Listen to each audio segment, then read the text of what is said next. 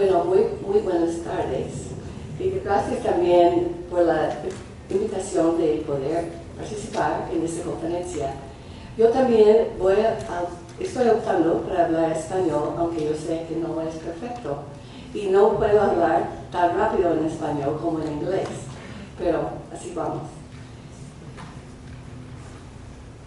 Bueno, mientras que estamos esperando el PowerPoint, solo quiero decir que en los años 80, 90, yo vivía y trabajaba en El Salvador, Nicaragua y Guatemala. Y me imagino que ustedes ya saben lo que estaba pasando en esos tres países. Entonces, en ese tiempo había mucha violencia causada por la naturaleza, terremotos, huracanes, por los seres humanos, mucho conflicto y guerra, y por los sistemas y estructuras también, pobreza, desplazamiento, etcétera, etcétera. Pero también allá había mucho trauma y mucha resiliencia. Pero en esos tiempos no estamos usando esas palabras. Mis colegas y yo no tuvimos un vocabulario ni un marco de referencia para comprender el impacto del trauma en las personas con quienes estuvimos trabajando, ni en nosotros mismos. Pues ahora, gracias a Dios, tenemos lenguaje y teoría que ayuda a personas y organizaciones del trauma informado.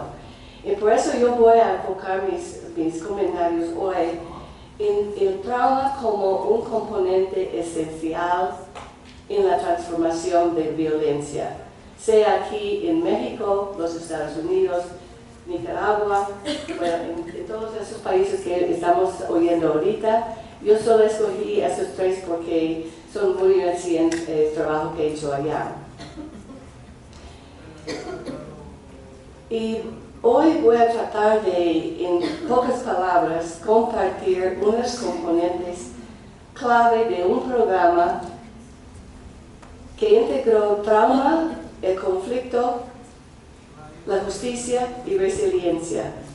Y eso se desarrolló en la Universidad Menonita Eastern University en Virginia después del evento de 11 de septiembre. Y se llama STAR. En español es Estrategias para superar el trauma y aumentar la resiliencia. Y eso hemos utilizado los últimos 17 años en 5 continentes. En Líbano, en Myanmar, en Tunisia y muchos países más. Y eso es exactamente lo que hubiera sido de tanto ayuda para nosotros en Centroamérica en los años 80 y 90. Por eso quiero compartir un poquito de este programa, pero también quiero compartir unos ejemplos donde personas en países que están en medio de la violencia o conflicto han utilizado este programa para transformar la violencia. Y si tuviera más tiempo, también incluiría ya el taller que acaba de pasar este fin de semana aquí en México, en el DF, con el CIAS y ese grupo que un programa de reparación del tejido social. Fue increíble escuchar y ver cómo tomaron esos conceptos, la diferencia que hizo cuando añadieron esa perspectiva de trauma al buen trabajo que está haciendo aquí. Y algunos están aquí, bueno, lástima que no pueden pasar aquí para explicarlo. Pues, yo uso este gráfico solo para decir que la violencia causa mucho trauma, el conflicto también causa trauma, y el trauma no sanado va a causar más violencia y más conflicto. Pero usualmente ponemos mucho más atención en cómo vamos a reducir la violencia, o cómo vamos a transformar el conflicto o llegar a un acuerdo de paz o lo que sea, sin tomar en cuenta el trauma. Y yo creo que eso es algo, por eso digo que el trauma es algo más que esencial, es fundamental. Si realmente vamos a transformar la violencia, tenemos que tomar en cuenta el trauma. Tenemos que saber lo que es, si es tener un vocabulario y entender el impacto que el trauma tiene a nuestro cuerpo, cerebro, creencias y comportamiento. Bueno, yo no puedo darle todas esas cosas ahorita, pero voy a tratar. Las fuentes de trauma son mucho. La mayoría de investigación y de tratamiento se enfoca en lo personal o colectivo. Usualmente de solo esos eventos solo, o sea, de una vez. Puede ser de accidentes, de muerte, de enfermedades o desastres naturales. Y a veces, y también ya sabemos mucho de este trauma secundario, especialmente para profesionales que están escuchando mucho, viendo mucho el trauma de otras personas. Pero también tenemos que entender que el trauma, hay muchos casos donde el trauma está, que sigue, continúa. Hay situaciones de violencia crónica, entonces tenemos que entender también cómo esto impacta a las personas, pero también a la sociedad.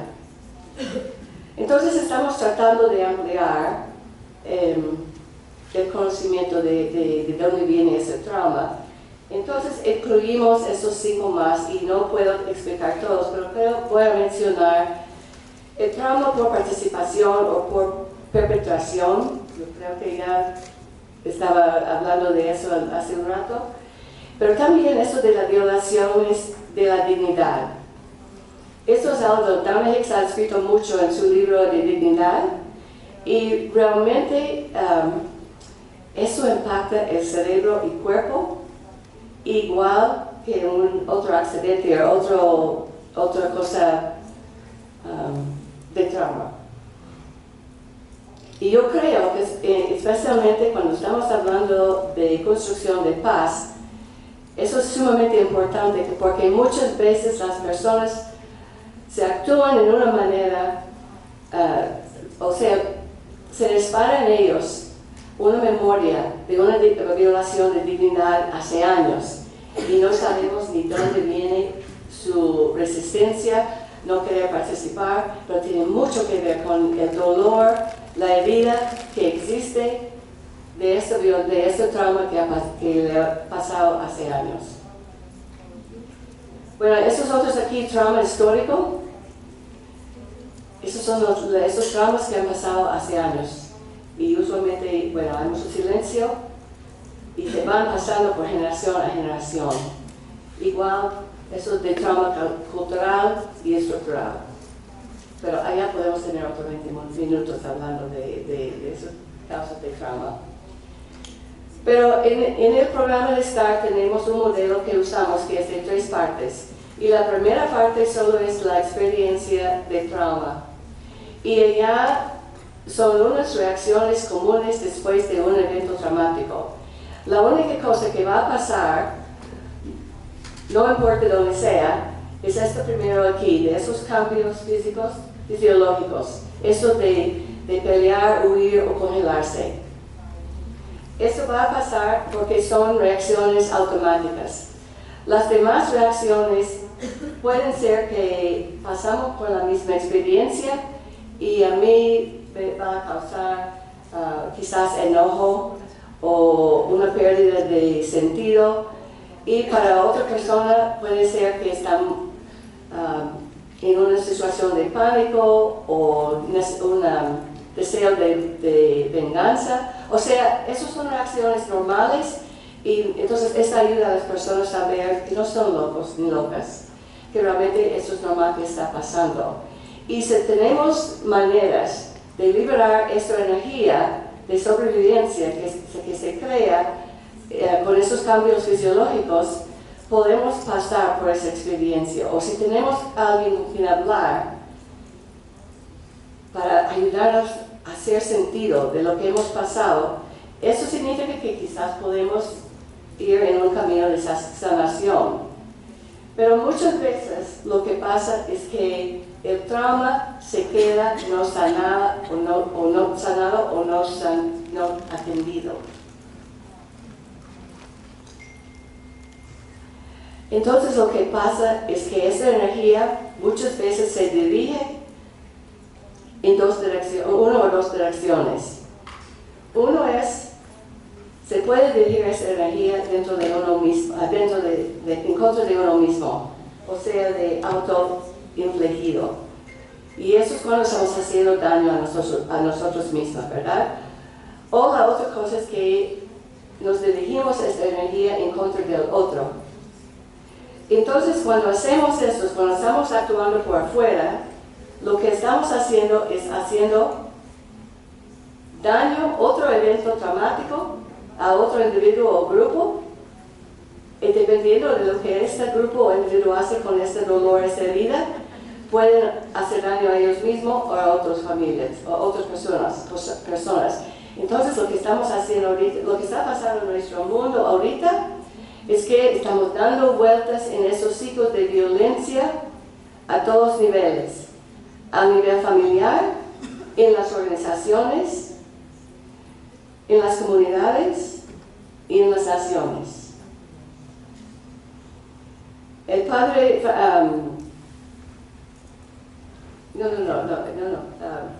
el dolor que no se transforma, se transfiere. Richard Rohr, es un franciscano, Richard Rohr de Nuevo México. Dice que el dolor que no se transforma, se transfiere. Estar, digamos, personas lastimadas, lastiman a otras. Hurt people, hurt people. Pero solo esta parte del modelo es una buena herramienta de análisis, especialmente para grupos quienes han estado en esos ciclos de violencia por mucho tiempo. Entonces puede servir como análisis. También es un buen vínculo entre profesionales de salud mental y personas trabajando en la paz, en la construcción de paz y justicia, porque se pueden empezar a hablar el mismo lenguaje. Pues la tercera parte entonces es esta parte que se forma el caracol, y eso es como un camino para romper esos ciclos de violencia y aumentar la resiliencia. Y hay muchas herramientas, muchas estrategias aquí que personas y grupos pueden utilizar. Y no tengo tiempo para explicar todo, pero solo quiero decir que muchas veces, especialmente yo creo que en estos casos de grandes y de mucha complejidad, deben que usar esos procesos de justicia restaurativa o de transformación de conflictos, que incluyen muchos de esos elementos para trabajar y realmente hacer una reconexión entre los que han estado dañados y los que han hecho el daño. Esos procesos son claves para sanar el trauma. Pues eso lo hemos usado en muchos países. Solo voy a mencionar aquí donde lo hemos usado, donde yo he estado involucrado en el último año. Y uno fue en junio de ese año, en la Universidad Pedagógica Nacional del Estado de Chihuahua. En este diplomado, fue la primera vez de tener este diplomado en la atención integral de abuso sexual en la niñez y adolescencia. Entonces, las mujeres encargadas de ese diplomado, habían tomado, eran practicantes de STAR, o sea, han tomado cursos de STAR, y ellos sabían de la importancia de incluir por lo menos un módulo de trauma en este programa de 6 módulos. Entonces, pasamos unos 3 días mirando el abuso desde la perspectiva, no, a través de los lentes de trauma. Y realmente fue una experiencia muy, muy linda. Tuvimos como 55 o 60 participantes, docentes, abogados, trabajadores sociales, psicólogos, psicólogas. Y el taller estaba dirigido a líderes en Chihuahua que trabajan en diferentes ámbitos, con el propósito que ellos estén informados sobre el trauma y que estén en mejores condiciones para observar, para intervenir o aún para prevenir el abuso sexual. Entonces, bueno, hablamos mucho y al final dijeron que eso fue algo que, bueno, no solamente les ayudó en el trabajo que iban a hacer, pero también tocó sus corazones, porque fue la primera vez que ellos pudieron hablar con otras personas de sus propias heridas y su propia vida. Entonces, esa es otra cosa que yo creo que necesitamos, es que las personas trabajando en educación de paz y todas esas áreas, tenemos oportunidad también de tratar nuestras heridas y todo lo que todos tenemos. El trauma es parte de la vida, pero también es la resiliencia. Somos cableados para sobrevivir, pero también para vivir en relación con los demás. Pues, entonces, hace unas semanas oí de esos que ya se van ampliando ese diplomado ya en 6 lugares, otros lugares en Chihuahua, y tienen no sé cuántos registrantes, y que están apoyados por la comunidad, las instituciones gubernamentales y no gubernamentales. Entonces me alegro porque el trabajo sigue ya.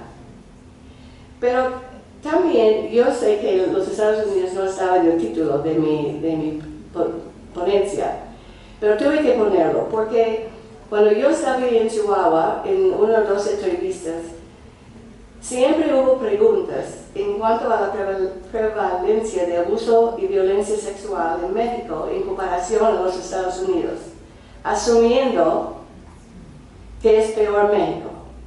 Y no es verdad, yo siempre digo no, el abuso abunde en los Estados Unidos y en todo el mundo. Entonces, solo por eso yo quise añadir solo una cosa de trabajo que hicimos hace 1 año y medio en Arizona, en el Grand Canyon. Y yo me sorprendí que cuando nos llamaron para llegar a trabajar con ellos, pero allá han tenido un serio de reportes de agresiones sexuales y de violencia en el trabajo. Entonces, como parte de su proceso de mejorar, de sanar esas heridas allá, que han estado, dicen, por años, ellos tomaron la decisión de pasar una semana aprendiendo de trauma y resiliencia y ciclos de violencia. Entonces, tuvimos una mezcla de como 40, no 20, no recuerdo el número, pero de personas, administradores, cientistas, personas que colectan la entrada, ¿cómo se dice? The tolls, las entradas, un grupo muy diverso.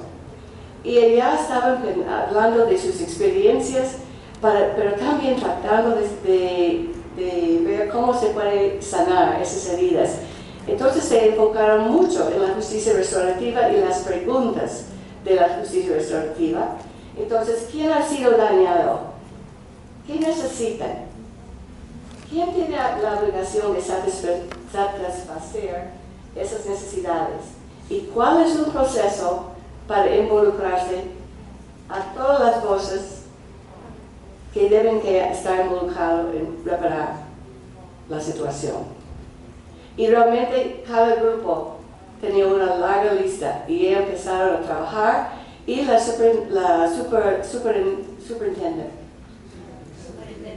superintendente, ella estaba muy apoyando mucho ese proyecto y ella quiso aún hacer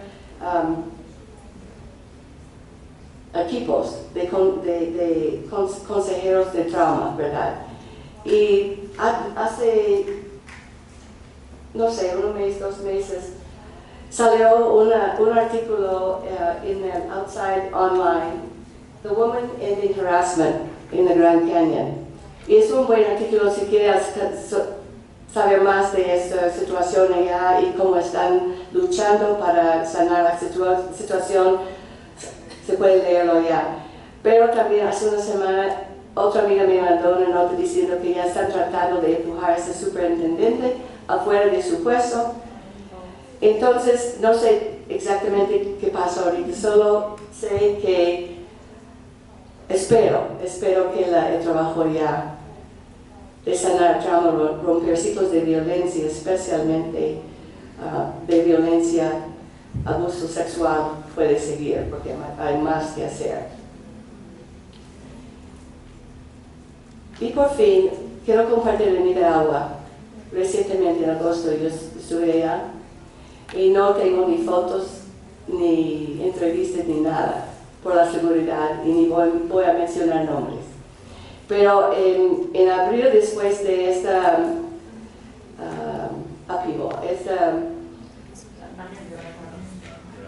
levantamiento social que pasó, este impactó mucho las universidades, y entonces en la universidad UPOLE, allá los estudiantes empezaron con protestas y ocuparon la universidad por 3 meses. Entonces tuvieron que cancelar las clases y ellos sacaron muchas cosas. Estaba cerrada la universidad. Entonces, lo que pasó, hubo en Nicaragua una gran división entre la población, y también esto pasó dentro de la universidad. Entonces, pero ellos quisieron abrir la universidad y tenían buenas relaciones. Entonces optaron por enfocar en el trauma, sanar su propio trauma, ellos mismos, los directores, la guardia, o sea, otra vez, un grupo muy diverso. Entonces tuvimos como 4 días de estar allá. Y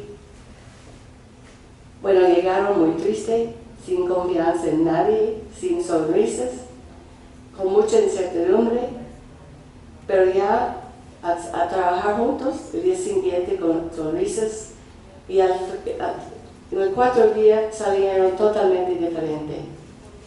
Y así dijo una persona: esta experiencia fue una salvación para todos, porque ayudó a mitigar el dolor y el sufrimiento durante este tiempo peligroso en Nicaragua. Nos ayudó a cambiar una gran parte de la tristeza en alegría.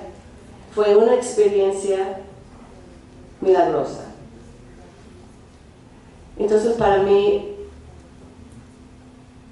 bueno, eso es otro ejemplo de que puede pasar, de poner un poquito de atención, enfocarse un poquito en el trauma. Ellos siguen trabajando, yo creo que ya está abierto la universidad. Hay muchos desafíos, pero el trabajo sigue. Solo quiero, esa es algo de Marta Cabrera, una psicóloga de Nicaragua. Ella dijo esto hace años, después del huracán Mitch. Dijo: el trauma y el dolor no nos afecta solamente a nivel individual, más bien cuando se vuelven generalizados y crónicos, afectan a comunidades enteras y aún a todo el país. Las implicaciones son importantes para la salud del pueblo, la resiliencia del tejido social del país, el éxito de los proyectos de desarrollo y paz y género, y la esperanza de generaciones futuras.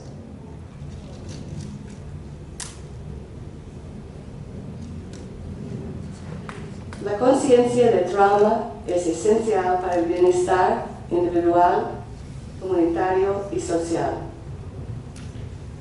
Construir la paz sostenible es imposible, yo creo, sin abordar y transformar el trauma y la violencia. Y por esa razón es esencial o fundamental que yo creo que todas las personas en cualquier organización sean trauma informados.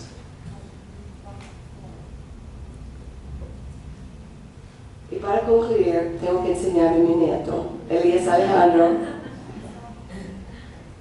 Hace 50 años no era de conocimiento común que cepillarse los dientes 2 veces al día era bueno para nuestro bienestar. Hoy ya sabemos. Mi esperanza es que en 50 o menos años, Elías y todos los demás seres humanos del mundo, hermanos del mundo, van a saber algo de trauma y resiliencia, y que ellos van a saber cómo liberar la energía de trauma de sus cuerpos, y van a saber cómo transformar los conflictos y restablecer las relaciones. El trabajo continúa y hay mucho que hacer. Muchas gracias. Bueno,